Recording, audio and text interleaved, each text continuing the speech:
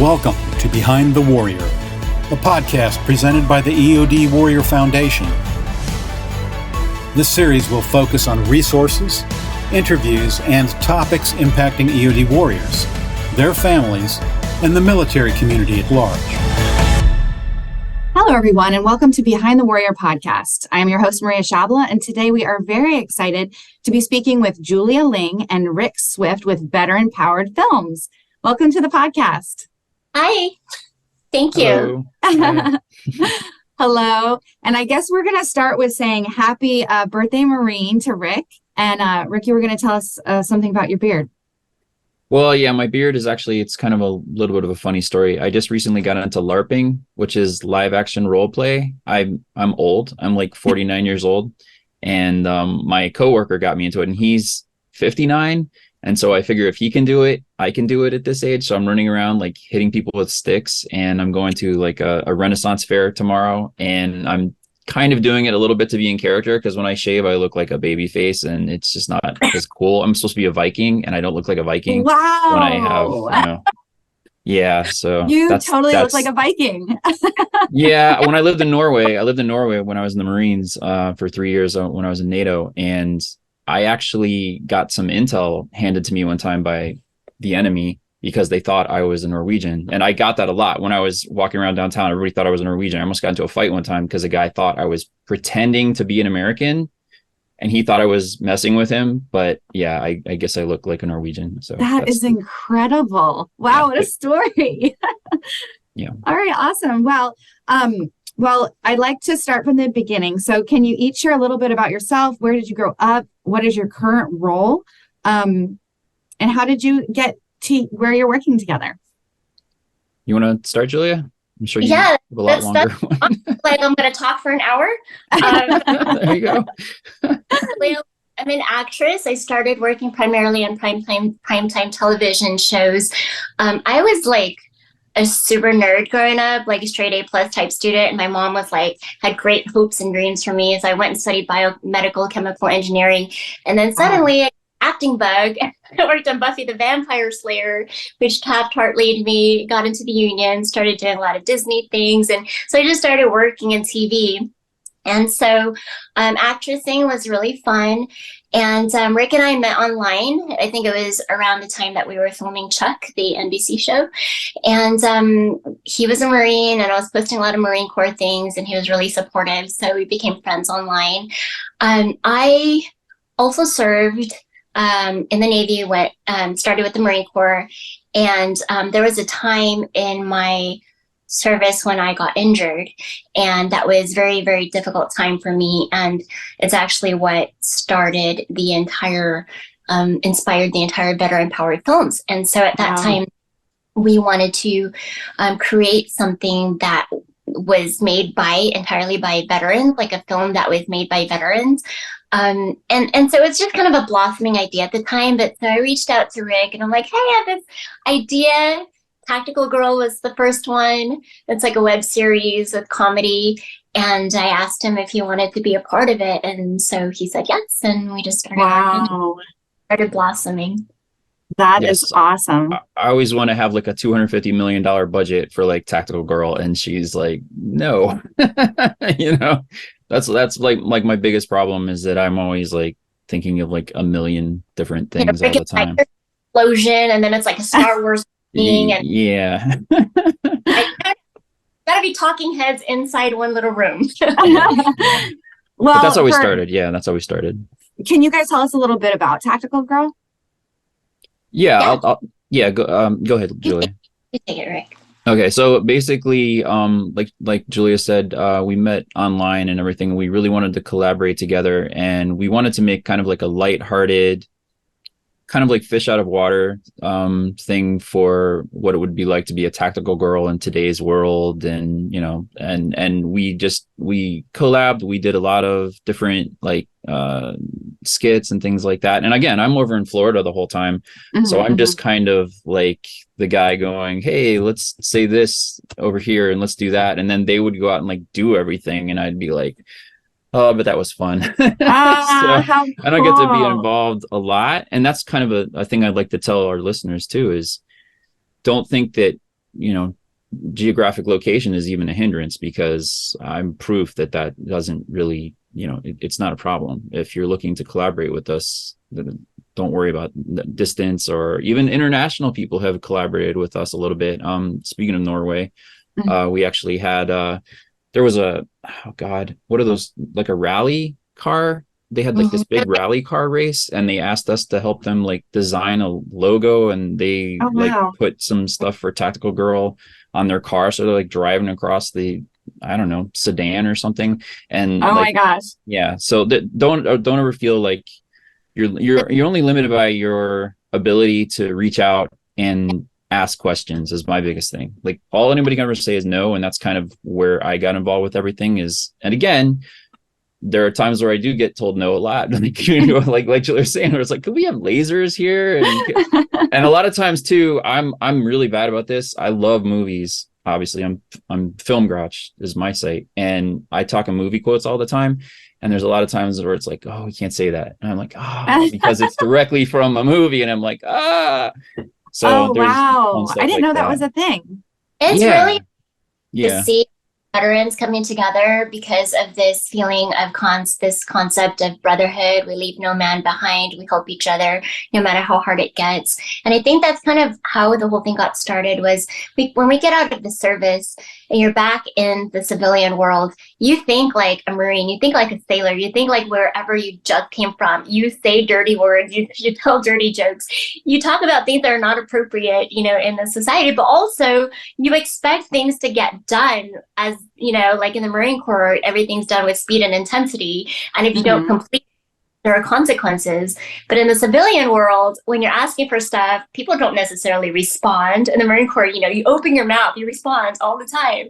And then in the civilian world, we can't yell at them to get them squared away. We can't tell them to un-F yourself, No.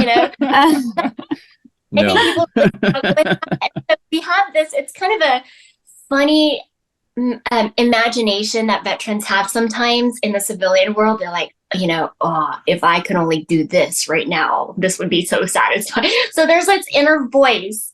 And so Tactical Girl is kind of that veterans' inner voice, that veterans' struggle in the civilian world as they're, trying to transition out.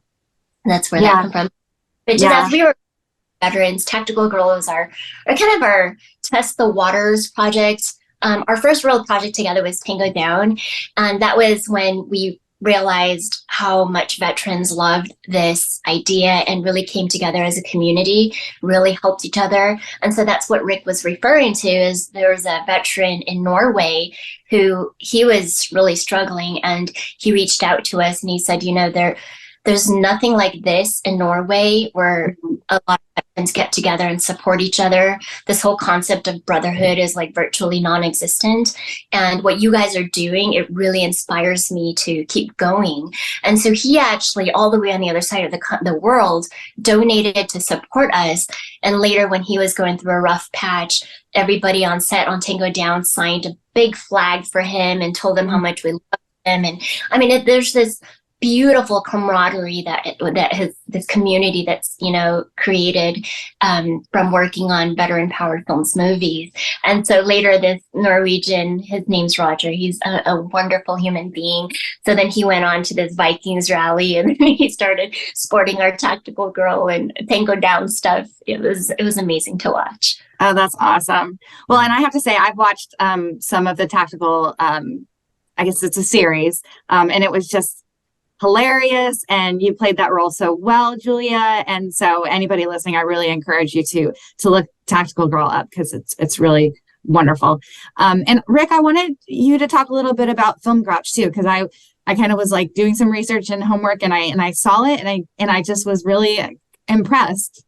I managed to trick people into thinking that I was a reporter and I could go see movies for free. That's the gist of Film Grouch. One of my buddies actually started a website, and he called I Rate Films, and he basically needed to step away from it because he started going to NYU, and it was taking up too much time. Mm-hmm. And I was writing for him, doing a couple little reviews and things like that. And then after he left to go again to school, he let me handle irate films. And then I got kind of tired of it not being my thing, and I made my own thing, which was filmgrouch.com.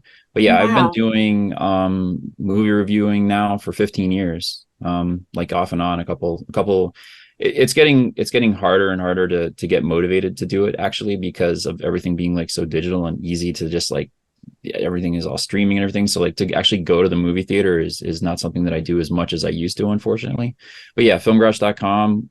Like I said, I've been doing it for 15 years off and on. I did a few celebrity interviews in person down in South Beach. Marky Mark once made fun of me and my wife, but at the time she wasn't my wife, and she was sitting there next to me and just like, oh my God. So yeah, you can Marky Mark. Oh my gosh. Blast from the past, man. He was a jerk to me. Was he? Yeah, because it was funny because I would usually get so prepared. Julia knows, like being a Marine, it's like I would get so prepared. I would have like, 90 pages of production notes and everything, and I'm going to ask all these questions. And when you do an actual celebrity interview, you might get one question. And I got tired of that. Like, I'm going to over prepare. I'm going to get like one question and whatever. So I decided for the Pain and Gain movie, I was just going to go in and be completely like, I'm not going to prepare at all. And because I wasn't prepared, I asked Michael Bay what it was like to shoot in Miami for the first time or something like that. And then Marky Mark was just like, bad boys for life or something. And because I guess Michael Bay like lives in Miami, and I didn't know any of this stuff. So I was really embarrassed. So yeah, that's filmgrouch.com. It's like we're all just kind of like pretending that we matter so that we can go see free movies is what it started as. But no, again, I great though. What's that, Julia? So your reviews are really great. Y'all should go check out filmgrouch.com. Yeah, for sure. Yeah, I really and we like also it. have a podcast. My wife and I run a podcast as well. In fact, we just recorded last night. So yeah, it'll be on the site soon. So yeah. Yeah, that is so awesome. Awesome. So Julia, I think you kind of already started to tell us the story of how Veteran Powered Films got started. It was really essentially, I guess, collaboration with Rick, and started with Tactical Girl. And can you kind of go a little bit more into how it played out?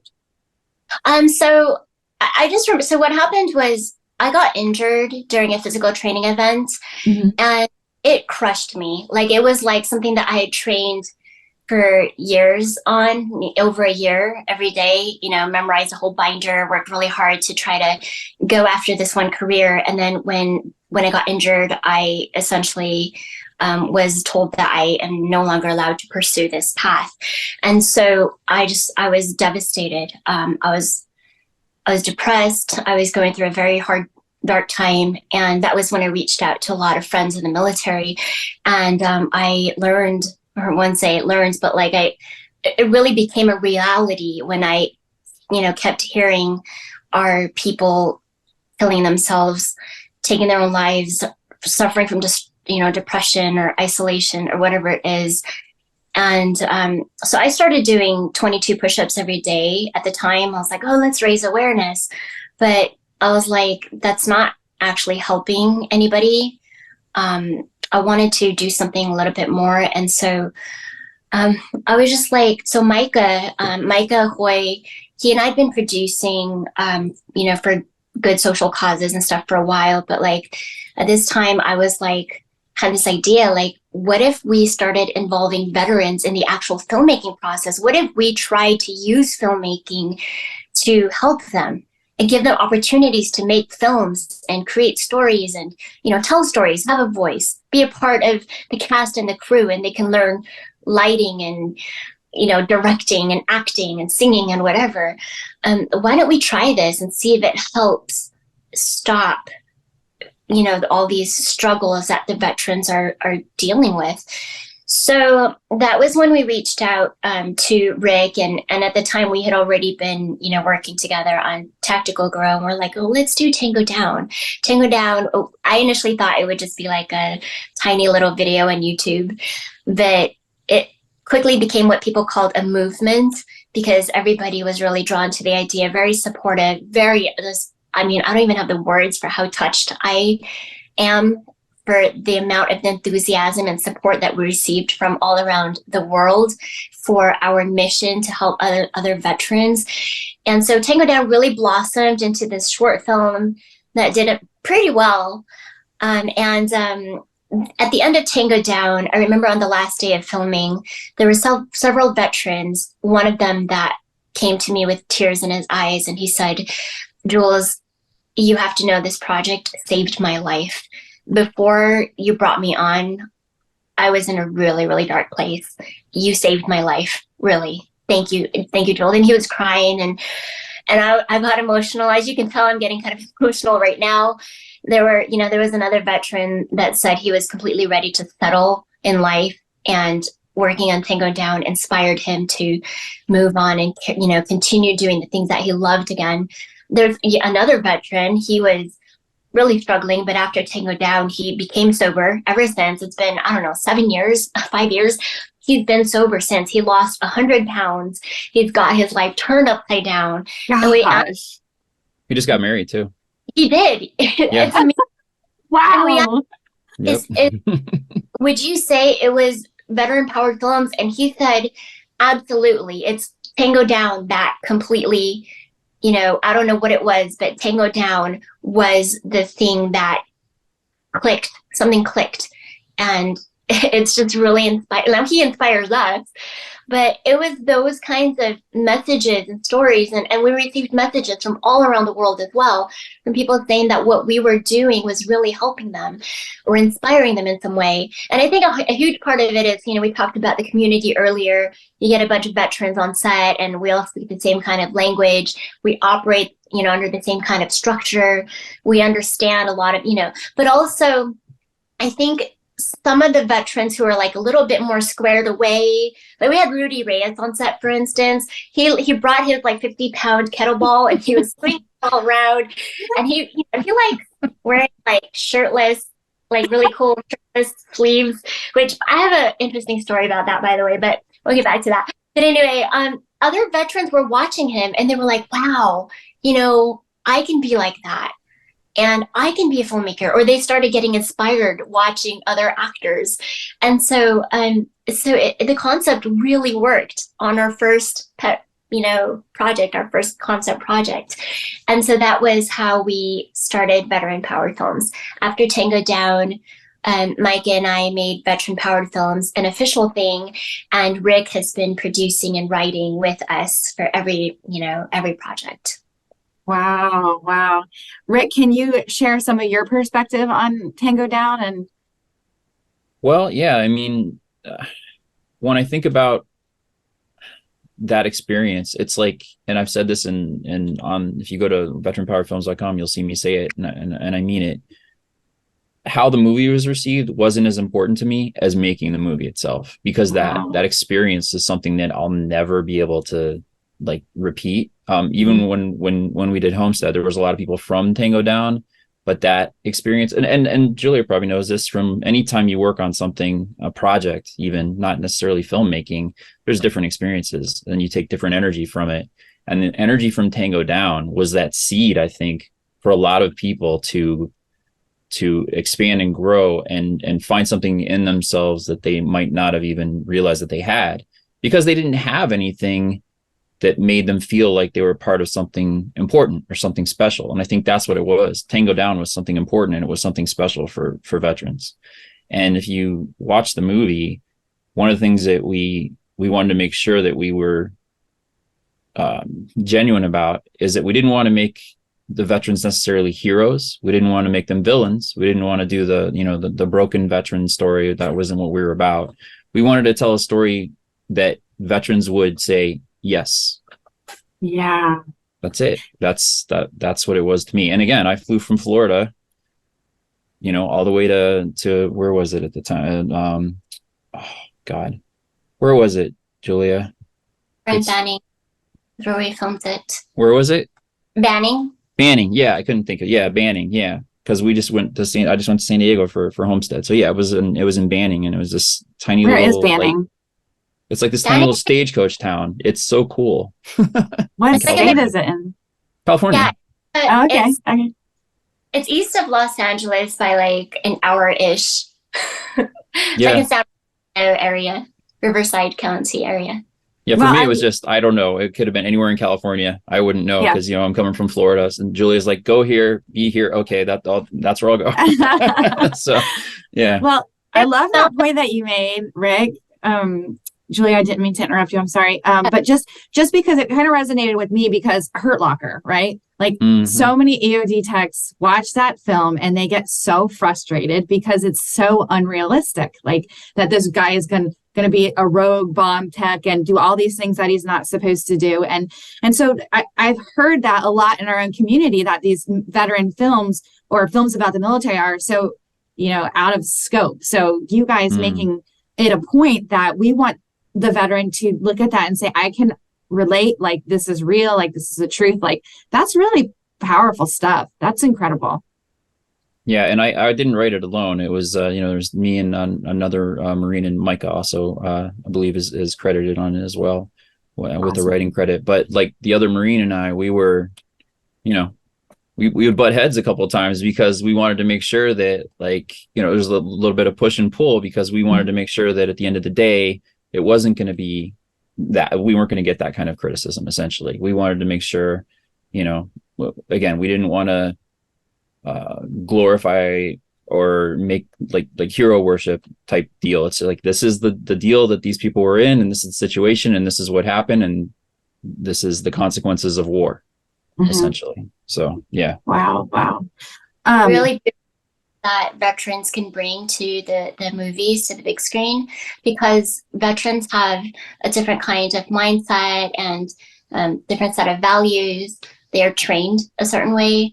And so, not to like cookie cutter everyone, but I'm just saying, like, if veterans have a voice in telling stories and creating authenticity, like there's a whole side, like a whole other voice that Hollywood hasn't heard. Yeah, can we talk about Rich real quick? He was on Tango Down, and I'm just gonna say this. If I get in trouble, I apologize, Julia. But we had him shave his head for the role.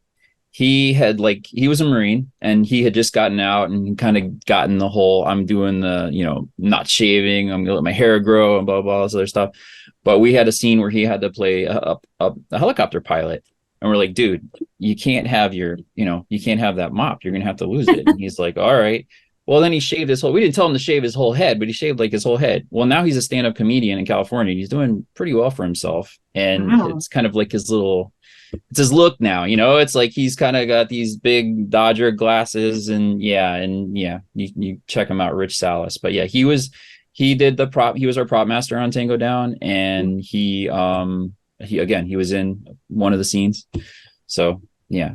Very cool. Shout out to, and what was his name again? Rich Salas. Rich Salas. Salas. Yeah. I keep bugging him. I'm like, when are you coming to Florida? When are you coming? Because I definitely want to see his act because, and he's doing a thing where he's a voice, he's a veteran voice in the comedian pool, which is not necessarily, always the case.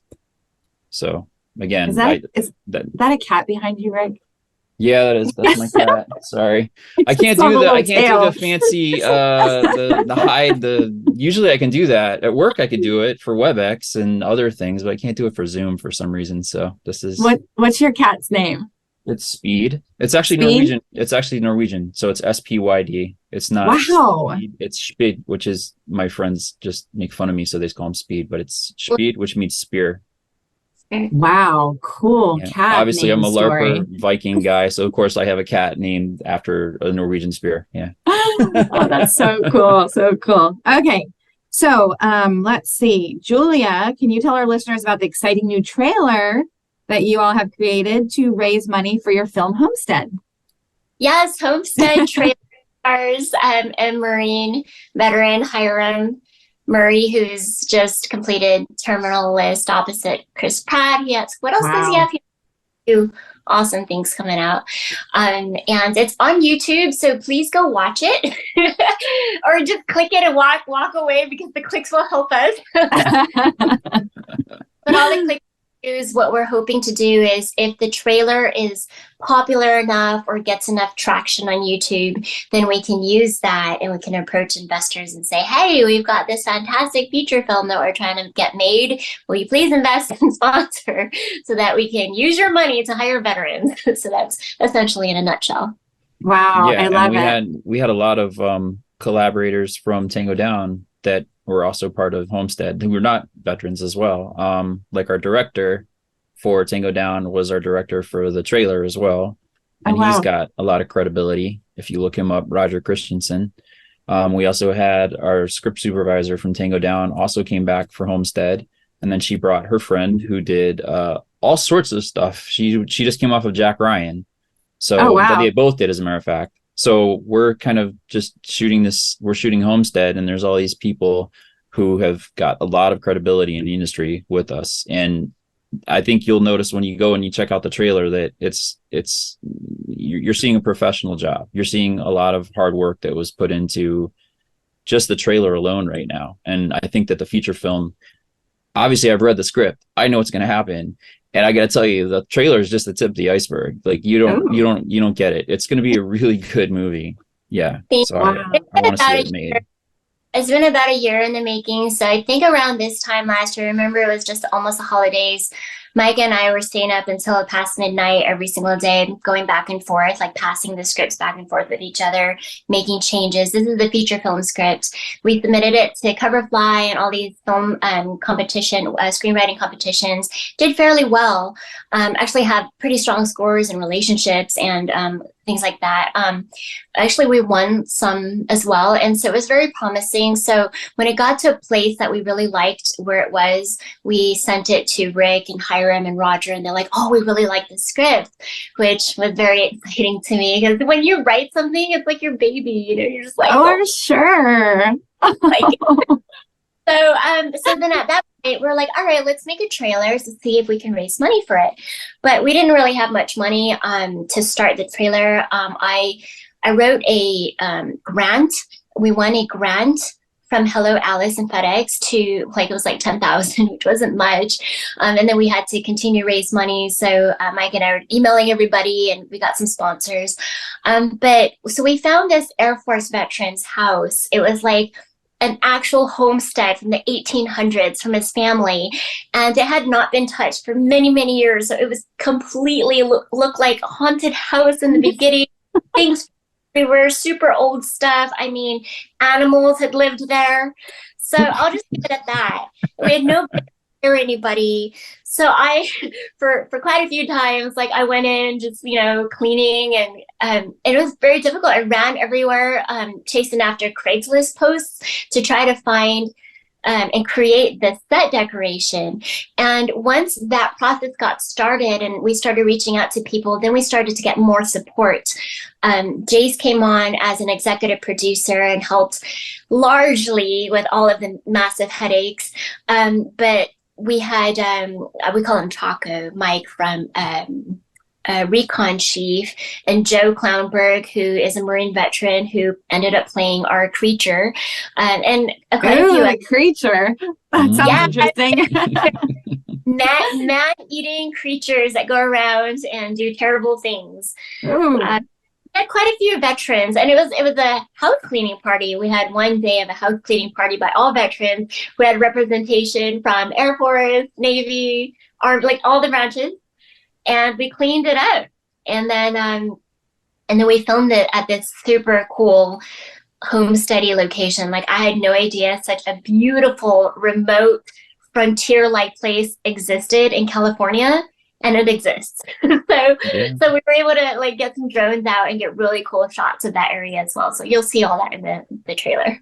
Wow. Well, and this may seem like a silly question, but I don't even really know what a homestead is. What is a homestead? So it's just for us, it's a remote place where it's all these travelers come from afar and then they just settle there and they want start a home there. They can do farming, raise cattle, whatever, but they're there to stay. But it's just an isolated home, or so it's not like a village or a town or anything like that. It's just one home. Right. No, this is a post-apocalyptic movie. So it's essentially this man is raising his family in this one home in the middle of a remote area, trying to avoid creatures. I mean, I'm not going to give away too much, but that's the gist of it. It sounds creepy. Yeah, think Little House on the Prairie, but in post-apocalypse, a post-apocalypse setting. Yeah. Yeah. And it really revolves around the relationships between the father and his family. There's a lot of love. And what would you do in an apocalyptic setting when there's challenges to those relationships? Oh, yeah. Wow. Well, there's more to it as well too, but yeah, it's really a character thing. It's a character creature movie. So yeah, that's why I'm really excited about having it made, because I think it's got something important to say as well. So yeah.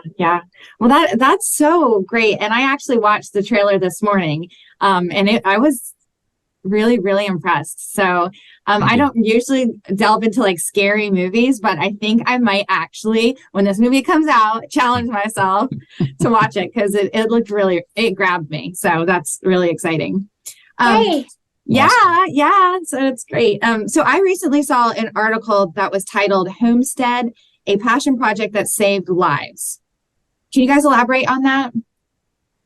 I don't know exactly where that title came from. I think but essentially, we did have a couple of veterans that came to our set that did say that Homestead is making a big difference for them. Yeah.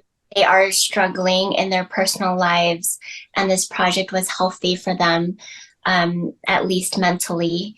So that much is true. As far as saving lives, it was something that I touched on earlier from Tango Down, as well as a later project we did. It was a music video for Blackbird Anthem. Blackbird Anthem is a rock band led by an Army veteran, and they have anyway. So the music video was like 99% veterans and law enforcement officers behind the camera. And like Rick said earlier, it's not everything that we make. It's not about whether or not the story is successful, although we're trying our darn best to make it successful. Yeah.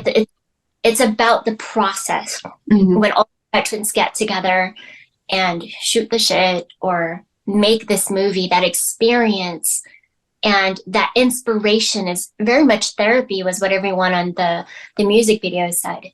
There were moments, there were powerful moments where grown men who were super warrior and, beastly looking, they're just bawling their eyes out and hugging each other. I mean, it's beautiful to watch. And there were a lot of stories, testimonials of people saying that this has really saved their lives. So that's where that came from. Yeah. And Rudy Reyes is I want to say the lead in it, but he's the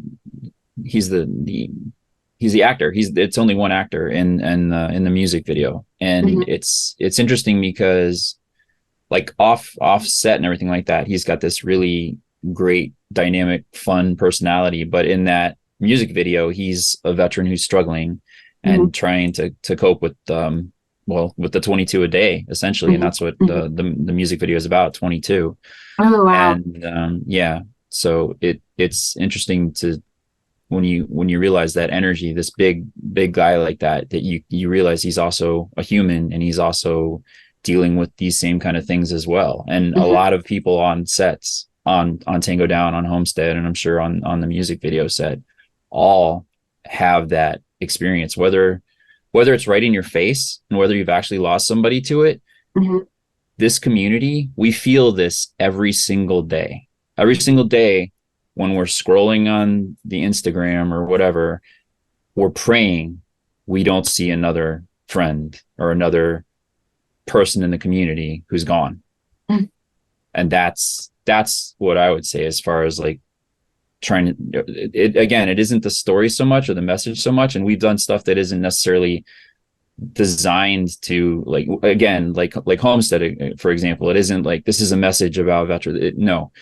the messaging isn't as important as the working with the veterans to give them this outlet, because that's what really what it is. It's an outlet for veterans to come together as a community and work on something again, where a lot of them, they feel like they're working on stuff that isn't important right now. I mean, that's one of the reasons I'm doing this, because what I do is, it pays the bills, but it's not something that makes me feel part of a community, makes me feel like I'm making a difference in the world. And working with these people, that's how I feel. I feel like I am. And that actually brings up a really important point, in that this is so much bigger than, us. It's so much bigger than me. And a lot of times, actually, you can ask Rick, I tried to recast myself on Tango Down and on Tactical Girl, even though it's like, like I'm playing Tactical Girl, but I'm like, hey guys, let's make this an ensemble, and they're like, you can't have Tactical Girl without Tactical Girl, and Rick, I believe, was like, no, Julia, you need to play this part in Tango Down. And the reason why I felt so uncomfortable was because, like, it's so humbling. You see all these people that come on set, and William Condon, for instance, he was our cinematographer on the music video. He's a Marine veteran, and he gave up so much to be there to make this project a reality, because he believed in helping other veterans as well. He believed in sharing this message that if we make this music video, maybe somebody out there who is considering taking his own life and suddenly watches this video is like, no, I'm not going to do it, because and Rudy Reyes, who is so amazing and so busy, but flew all the way out. I mean, there's so many people. I can't even begin to tell you, list all the names, but I'm so grateful to all these people, and they are the ones that are making veteran powered films a thing. So truly is a community project mission, rather, to help other veterans. And it's because of this mission that we all get together, project after project. I think I read somewhere also that, and I thought it was a really neat point, is that you also have civilians, so it's not all veterans, right, but then the civilians are getting a chance to learn more about veterans, and I think that's really awesome component of it as well. Yeah, that's extreme, because one of the things that we realized was veterans don't really feel comfortable around civilians, and then civilians don't really understand veterans. They sometimes have these kinds of judgments about who veterans are. And so by bringing together veterans and civilians to work on the same film set in a professional environment that's safe and professional, they can start to learn about each other in a positive and productive manner. And that helps close the gap, but also helps veterans feel a bit more comfortable, and vice versa. Yeah. And transition is so important. That's something that we kind of have been noticing, is that, it's a culture shock getting out some of the military sometimes for some people. And so I think that's awesome that you're creating this kind of environment that can ease that transition. So yeah, a lot of times too, like we want to hire veterans as much as we can, but sometimes the best candidate for the job, we can't find a veteran. And so what we want to do is have the professional expert as a civilian, but then give mentorship opportunities to the veteran so that they can have on the job training. Oh, that's awesome. That's so awesome. Yeah. And actually I'm thinking now there's a EOD vet, an Army guy, Chris Weekly, who lives out in LA. He just moved to LA, and he started an acting career. And I think he had his first role. And yeah, he's an incredible guy. I want you guys to meet him. So I did a podcast with him a couple months ago. And he kind of just explained that when he got out of the service, he lost a lot of friends to the war, and then lost more to suicide. And he had a lot of struggles, and that he turned to acting, and that is what helps him channel his emotions. It helps him to be present. And so yeah, it was really, he's a neat guy, and I think you guys would all get along in the acting world. Definitely tell him to reach out. I mean, definitely tell him to check out Veteran Power Films too. I mean, we're always doing something. We're always doing something. I mean, right now we're working on Homestead. So yeah. So I'm curious too about Homestead, because, Tango Down was military, but then where did this idea for Homestead come from? It was actually Micah's script. He brought it to me. Don't hate me if you watch this, Micah, but he brought it to me 2 pages, and it was like, well, this is not a movie. But there were so many good elements, and the creature was so unique. And we still have to flesh it out, right, Rick? We still have to create our, we call it Creaturepedia. But it was very unique, and there were a lot of good elements. So I went in and worked on it, just kind of shut out the world for like 2 weeks and just really flesh it out. And then by the end of, me working with him for a few weeks, we brought it up to like close to 100 pages in an actual movie length. And then that we presented it to Rick and Roger and the coverage people, and then started like getting ideas. And so it got more and more fleshed out. Oh, that's neat. That's neat. So Julia, you were so funny when I talked to you earlier, and you said your hope is to get hundreds of thousands of millions of people to click. And I was like, is that a number? Well, we're not an EOD, so we don't have to be that precise, right? So cute. And EOD, it probably matters to make sure you get those numbers very precise. If Maria asked me how many views we were hoping to get, and I was like, hundreds of thousands, millions. Yeah. Well, we hope that we can help get you those numbers. So can you tell us where someone can go to download it, to look at it? And of course, we're going to share it with this podcast and our social media, but for someone who's just listening. It's on YouTube on our Veteran Powered Films homepage. You can go to our social media and we have links to all of it. Or you can also go to our website, veteranpoweredfilms.com, and everything's on there as well. But YouTube is where we're hoping you can like and comment and dislike if you have to be honest. Honesty is always preferable.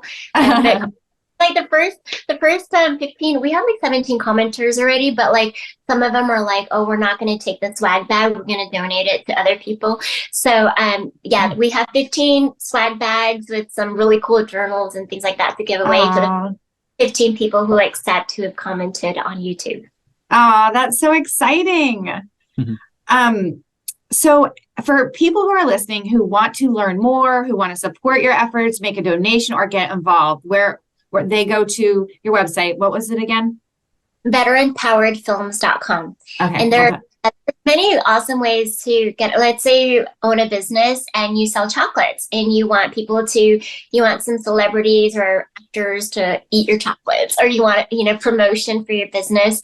It doesn't matter what you do. If you want to be a lighting technician or electrician, or you make music, we can put your music in the film. There's so many different ways to be involved. So if you have any ideas, we're open, we're all ears. Just reach out at veteranpoweredfilms.com.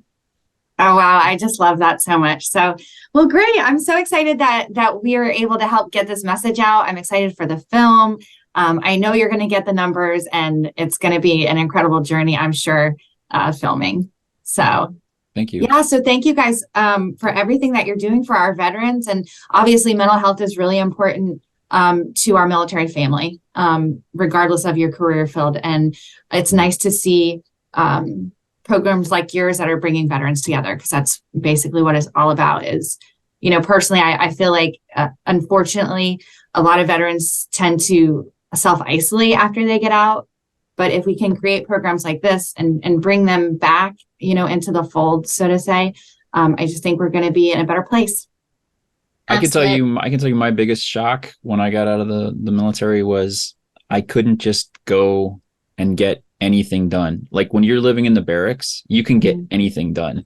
You need your car fixed, you need whatever it is. It would be like you basically need to go get like a 6-pack of beer, and you could find somebody that could do anything. Or if you needed to get any kind of, banking or any of these other kind of things done, everything is right there on the base. You don't have to go anywhere if you don't want to. You can just stay on the base and take care of all of your stuff.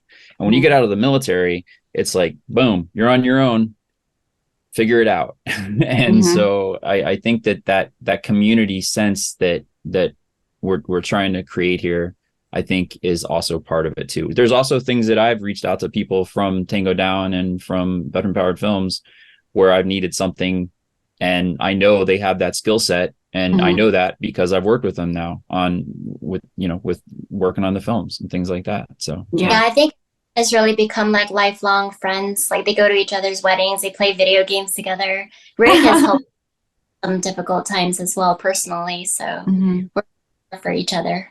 We're all here for each other. Exactly. I mean, that's awesome. That's the thing, right? Stay in the fight. I don't know if there's that's someone, please. I don't know when you're putting this podcast out, but whether it's the holidays or Veterans Day, like I think a lot of people go out and eat food, but like there's some veterans that are disabled. They can't go out. They don't have cars. They're just too scared, or they just don't feel comfortable being in public anymore. Like I think it's up to us, all of us, to reach out to someone that we know and just drag their asses out and go eat something. Go to Denny's or whatever.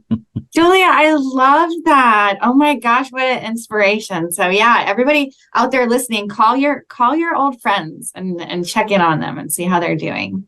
Yeah, this is incredible. And thank you so much for taking the time to talk to us and sharing this project with us. And as is our tradition, we're going to end this interview with asking you guys a couple of your favorite things. So I think I'll ask you both, like, each of these questions, just because I'm always curious to hear people's answers. So the first one is, what is your favorite movie? I feel like I'm giving away my security question. Let me get them back. Rick, you go first. I was thinking that too. I'm like, are people going to like try to hack my bank or something like that? No, my favorite movie, I say this all the time online, so I can easily say it. My favorite movie is Red Dawn. That is my favorite movie, the original. Like, don't even talk to me about the new one. Don't even talk to me about the Okay.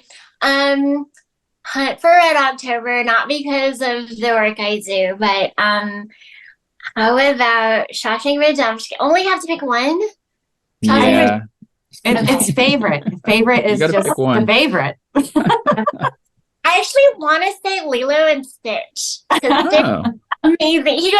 He goes, hey, bark, bark, bark, bark. Like he can bark. Great. Okay.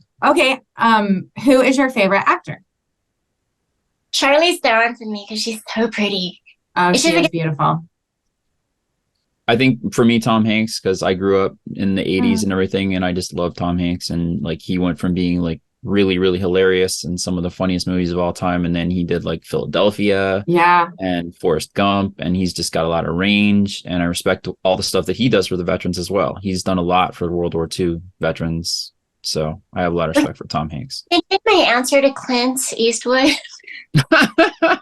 No, all questions are fine. No, you already said Charlize Theron. You can't go back. She's good. Charlize Theron is really good. So, and you know what's funny is we had somebody on our team who's not with us anymore. He's teaching at the schoolhouse now, but he was here for a short while, and his favorite actor was Charlize Theron. So that was Jaquie's Hope. He loved her. So you made me think of him. What is your favorite meal to eat? This is gonna sound really weird, but like, as opposed to like all the foodies, I love looking at beautiful decorative foods, but I feel like it's been tampered with so much. Like, I personally just like things that are as simple and healthy and fresh as possible, and that just makes me happy as clam. Like what? Literally just anything fresh and natural. I'm not obviously like a just freshly caught fish out of the water. Clean and fresh. I like that. Yeah. Mine is the exact opposite. I love escargot. Ew. Yeah. Really? It's really fancy and it's really gross to a lot of people, but it's my favorite food. Yep. I love it. Wow, Rick.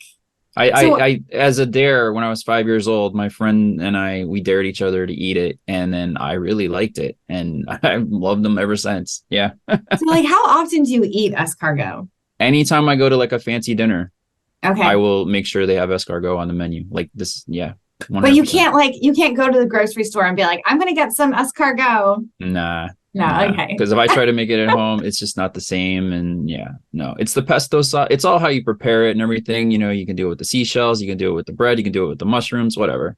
But it's, escargot alone, you have to season it. I mean, obviously you have to season it, otherwise it's really gross. Oh my gosh. It's good if you've never tried it. If you're afraid to try it, don't be afraid to try it. I tried it when I was 5 and I survived, so you'll be all right. I'm sorry, I was not expecting escargot. That was nobody a shocker. ever is. That's always a fun answer too, because nobody's ever expecting me to say that. What was it? Since I was 5 years old, I've always answered that way for forever. So, you're like 7. I love escargot. I used to get free meals because of that. Believe it or not, my mom would tell people, the chef, and the chef would come out and say, if that kid eats these escargot, you eat free. Boom. Taking your money, buddy. I love That's an incentive. Yeah. I'm gonna have to teach my daughter. Yeah. Okay, and this is my last question for both of you. What is your favorite thing about veteran-powered films? The people. I would say the same. Yeah. Oh, a lot that goes into that, but in a nutshell. Yeah, I mean, I could go on for. Wow, you guys have the same answer. That's so cool. Yeah. Just all right, Julia and Rick. Any last thoughts that you want to share? No, just thank you very much for interviewing us and getting this message out as well. And we're hoping that not only will people talk about the movie, but any reaching out to us to work with us, if it helps people, that's what we're really about. So thank you very much for letting us share that. We're all warriors. We're not broken. We're going to keep going. We're here for each other. So let's show the world that we're not broken. We may face terrible things, but we can choose to keep going, and we have this mission to help others as well. So, but yeah, thank you so much for having us. It really, really means a lot. Well, amen to that, and thank you guys both. Thank you for listening to our Behind the Warrior podcast, brought to you by the EOD Warrior Foundation. The EOD Warrior Foundation is a 501c3 nonprofit organization serving the EOD community by providing financial assistance, scholarships, and providing hope and wellness resources for the active duty, reserve, National Guard, retired, and veteran EOD communities and their families. We also honor our fallen and wounded EOD technicians by maintaining the EOD Memorial and Remembrance Garden. We do all this through the generosity of individual and corporate donors and sponsors. If you would like to assist the foundation or support our Behind the Warrior podcast, click the link on our webpage at eodwarriorfoundation.org or contact us at info@eodwarriorfoundation.org. Thank you for listening, and don't forget to tell a friend. The various opinions, beliefs, and viewpoints expressed by guests, contributors, and participants of the Behind the Warrior podcast are their own and are intended for informational purposes only. They do not necessarily reflect the opinions, beliefs, viewpoints, or policies of the EOD Warrior Foundation or its employees and volunteers.